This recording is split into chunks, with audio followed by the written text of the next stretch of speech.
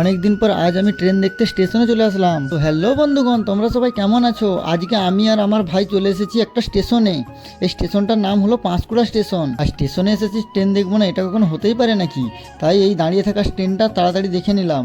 আর এই ট্রেনটা আমরা খুব ভেবেছিলাম এটা এসি ট্রেন, কিন্তু এটা তো নর্মাল লোকাল ট্রেন। আর কথা বলতে বলতে আবার একটা ট্রেন চলে আসলো, যেটাকে ভাবছিলাম আমরা দুরন্ত ট্রেন, কিন্তু এটা তো মালগাড়ি। কিন্তু মালগাড়ি দেখতে দেখতে আমরা খুব বোর হয়ে যাচ্ছিলাম, আর বগি গুনতে গুনতে আমাদের মাথা তো খারাপই হয়ে যাচ্ছিল।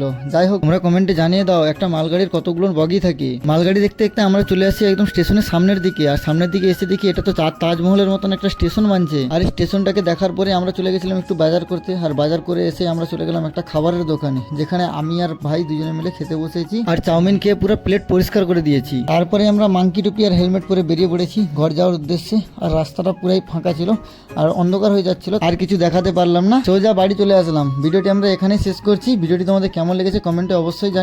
দেখা হচ্ছে পরের একটা ভিডিওতে। রাধে রাধে।